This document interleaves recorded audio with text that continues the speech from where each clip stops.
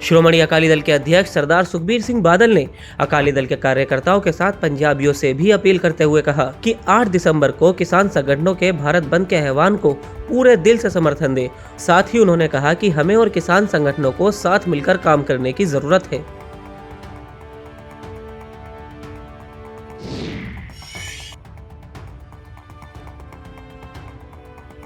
किसान आंदोलन के समर्थन में बीजेपी को करारा झटका लगा है। हाल ही में कांग्रेस छोड़ बीजेपी में शामिल हुए पूर्व विधायक राम भगत शर्मा ने किसान आंदोलन के समर्थन में बीजेपी को अलविदा कह दिया है। नारनौल क्षेत्र से पूर्व विधायक प्रोफेसर राम भगत शर्मा ने कहा कि तीनों कृषि कानून किसानों के हित में नहीं है।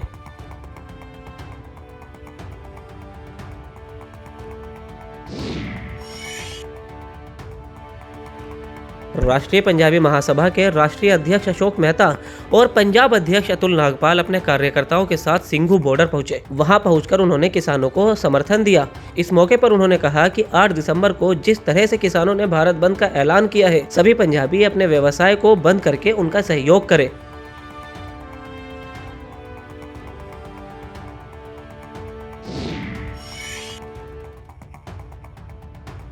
केंद्र सरकार के 3 कृषि कानूनों के खिलाफ दिल्ली की सीमाओं पर किसान डटे हुए हैं।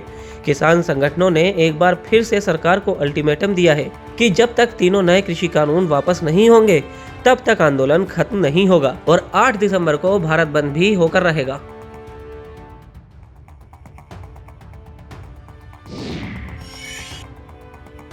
खुद को किसानों का मसीहा साबित करने में जुटा शिरोमणि अकाली दल नई राजनीतिक बिसात बिछाने की तैयारी कर रहा है। 2 दशक से भी ज्यादा समय तक बीजेपी और एनडीए के हम कदम चलने वाला अकाली दल अब भगवा पार्टी को सबक सिखाना चाहता है। इसके लिए अब पार्टी के नेता एक राष्ट्रीय मोर्चा बनाने की कोशिश में जुटे हुए हैं।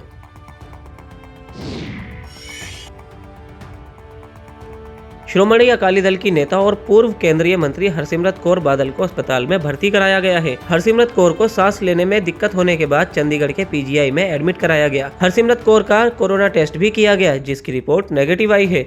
उन्हें इमरजेंसी वार्ड में आइसोलेशन में रखा गया है।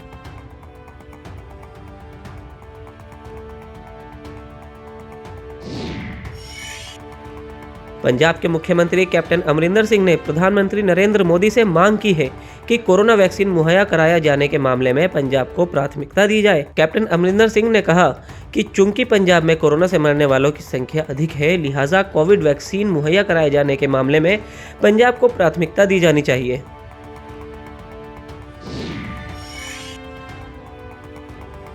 हरियाणा के कृषि मंत्री जेपी दलाल ने बड़ा बयान दिया है। उन्होंने कहा कि किसानों की मांग में मेरी भी एक मांग शामिल है कि हरियाणा के किसानों को भी SYL का पानी मिले। साथ ही उन्होंने ये भी कहा कि सभी पार्टियों के नेता और खाप पंचायत SYL का समाधान निकाले। किसान होने के नाते SYL मेरी मांग है।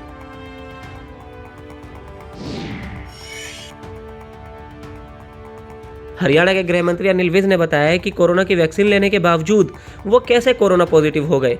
उन्होंने कहा कि डॉक्टरों ने उन्हें पहले ही बता दिया था कि कोरोना का टीका दूसरा डोज लेने के लगभग 14 दिन के बाद से काम करना शुरू करता है और कोरोना का दूसरा डोज पहले डोज के 28 दिन बाद दिया जाता है।